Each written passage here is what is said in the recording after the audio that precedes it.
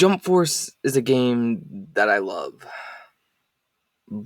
but it's also a game I find very flawed. Hello everybody, I'm Saint Gaming, back again with another Jump Force video. Now, my channel is based mostly on Jump Force for the time being, but as I stated in my last video, I still find J-Star's Victory Versus a better game. I will link that video down below in the description, but today I wanted to be fair to Jump Force and list the pros and cons of the game. So let's get started with the pros. Now, the first thing is a small thing, but it was a con in my J-Stars video, and that is Jump Force has battle damage. Now, battle damage is a fine detail I always like to see in games like this, fighting games that be. One Piece Burning Blood had it, Naruto Shippuden Ultimate Ninja Storm 4 has it, and so does a couple other fighting games that comes to mind. And Jump Force didn't just have battle damage, it had the character's actual battle damage from their series. But for some of the characters who didn't have battle damage in their series, they made some cool battle damage for that character. Examples like Seto Kaiba, where you can actually see what's under his coat, which is something I never thought I would want, but it just looks cool to see in game. So battle damage is a very cool and fine detail I liked to see in this game. That's something J-Stars lacked on. Another con from my J-Stars video was missing series, and series that didn't show up in J-Stars. Jump Force added a couple of these series, that being City Hunter and Dragon Quest Dai, and it even added newcomers that weren't around during the J-Stars era, being My Hero Academia and Black Clover. And to add on, there were even fixes to the One Piece and JoJo's Bizarre Adventure rosters. Now, I do love Jonathan Joestar, Joseph Joestar, and Ace, but the fact that J-Stars didn't have Zoro and Sanji, and even Jotaro and Dio, two of the most recognizable characters in all of anime and manga, was a huge mistake. Now, yes, J-Stars was supposed to have DLC or something, as stuff was found in the data and code for J-Stars, even showing that Jotaro was being worked on, where the DLC would have added Jotaro and Dio and even Dai, which is a fun fact, and Yao from the series Shaman King, but they weren't added. So a big pro for Jump Force for adding Zoro, Sanji, Jotaro, and Dio. Now, Jump Force also had a more fun and fast-paced fighting style.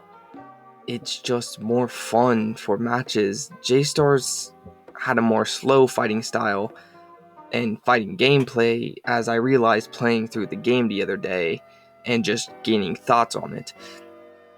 J-Stars isn't that fun to play multiple matches in a row, especially when matches take forever. When a character is knocked down, they have too many invincibility frames that just makes it boring. J-Stars isn't like, or Jump Force isn't like that at all. Jump Force is more fast and fluent and doesn't have those invincibility frames. Yes, the gameplay isn't perfect, but it's fine for what it is, and I find it very enjoyable. I find just very fast, and the matches go by faster. And now for my last pro, and that is, I thought Jump Force had a pretty well written story mode. It wasn't anything too crazy, but I found it very enjoyable for what it was. The development of Kane and Galena, even if they were kind of Mira and Toa clones, I thought were cool. Aizen in the end of the game was godly, and I was always intrigued on what Light Yagami was doing. I even found the final boss twist being very twistful. I actually wasn't expecting that, or it wasn't in my mind at least. Also, the cliffhanger at the end of the story has me excited for what the future could tell. What is Light planning? So I thought the story mode was very cool. And now, time for the cons. So let's just get into them. So the first con I think is, I think the overall character models look good, but the faces and hands just don't.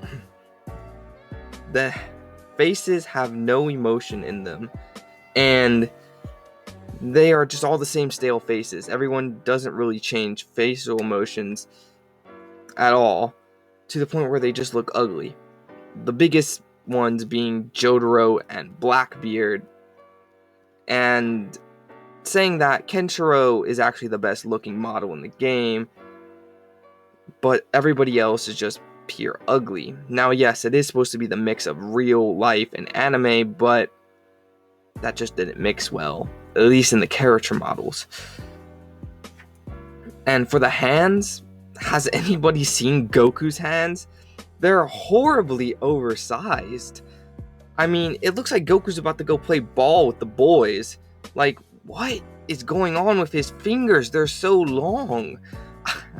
They're just disgusting. Disgusting at all. Ugh. A lot of the characters' eyes are also just so flat. They don't look like eyes at all. Deku's and Yugi's just don't look natural. The character models, again, like I said, look fine. But the faces and hands are ugly. Horribly ugly. Now, the next con kind of goes in with one of my pros. Now, one of my pros was that I thought the story mode was pretty good, but something that lacked in the story mode were the cutscenes. The cutscenes were horribly animated, even if they were barely animated. They didn't look good at all, and I just found them very ugly to the eyes. The ragdoll animations are just jarring to the eye as well. They just didn't look good, and something I hope they fix in the future. Now, they did try to release an update that did help fix them, but when characters just randomly float in the air without moving at all, what were they thinking? The next con is something everyone has talked about, and that is less series being in the game. Now, like I said in the last video, yes, licensing is hell, and it's understandable that we maybe aren't going to get more series in the last game, but it's still a con since we went from 32 series in total from both supporting characters and main fighting characters to 16 series in this game. Like, yes, Jump Force has more characters overall, but come on, it's not a proper anniversary title with major missing series like Katekyo Hitman Reborn and Toriko. And yes, they did add the missing series from the last game, like I said, City Hunter and Dragon Quest, but that's not forgiven for taking away series that were in the last game. Even if this isn't a direct sequel, this is still being made by the same people, and they do borrow a lot of assets from that game. But what can you do when licensing exists? Now, I must be mistaken from my last video.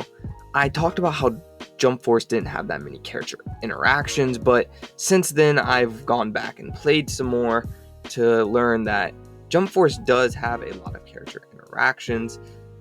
It's just the DLC characters have little to no interactions with the new characters. Outside of Seto Kaiba, of course, having an interaction with Yugi, and there are some tag battle dialogue where you will tag different characters and they'll say a short line to each other, but that's absolutely nothing in the grand scheme of things. When J-Stars, almost every character had a fun and unique interaction for each other, where Medaka would scare away Rao's horse, or Goku and Yusuke would badmouth each other. I actually don't know if that was one of them, but it sounds like something would do. I know the Medaka one isn't. It's just Jump Force did have them, just very few of them. And the last con I have to talk about Jump Force is the biggest one, and that is the custom create a character.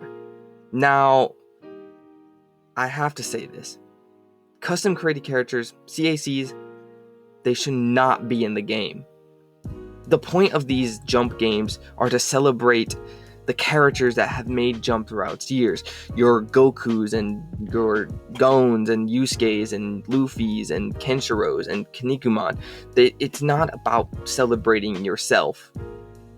This game is not to celebrate yourself. It's the celebration of Jump characters, and that CAC just felt really out of place in the whole scheme of things. I would even go as far and say remove the entire custom created character thing from future titles if Jump Force does get a sequel. The CAC should not be in the game. Sure, it panders to that wider audience that wants to play as themselves in games, but that's fine for, say, Dragon Ball, who's had 100,000 games where a CAC isn't out of place at all, or Sonic, where sure it wasn't needed in Sonic Forces, but it's kind of funny. Yeah. Or Grand Theft Auto, where that's its biggest thing right now is the online mode where you create your own character, but not Jump Force. It did not need to be in the game, and that is probably my biggest con, is the custom created character, which, like I said, should be removed from the game. But I did promise one little special thing before I end off this video, and that is, what did both the games get right? What was something they both got right that I was really happy about? And that thing is, they both got the stages, the fighting arenas, those little areas. They got them pretty well right. The J-Star stages are so alive and well good. They're just so fleshed out. The Namek stage, the Athens stage, the Konoha stage, or Alabasta, all those stages felt great. They were fleshed out. They had tons of references from their series, and they were just fun areas to fight in. And Jump Force also got stages even better. Now, earlier I said the mixing of real life and anime and the character models just didn't look great, but the mixing of real life places and anime places and objects and items, that was pure genius. I just love the idea. The stages all look cool and unique, and they even have their own references. Say, the Namek stage, which is a big reference to the Planet of the Apes movie, where the Statue of Liberty is there broken, and Dragon Ball having the Saiyans be apes, basically monkeys. It's just a reference to that, and I just find that really cool. So in my eyes, both got super cool and unique stages. Now, that's all I have to say about that. I still love Jump Force, but these are just some of my problems that I had with the game. But at the same time, these are all things I feel that can be fixed in a sequel. Yes, despite what other YouTubers might say, I do believe a sequel is possible. Now, is it likely? I think, yeah, it's very likely. Jump Force's story mode leaves off for a cliffhanger for a sequel. If they were going to do the story mode in DLC, they would have done it in Season 1, not waited till Season 2, where they didn't have a chance to. Because who knew if Season 2 was truly going to happen? Only sales did.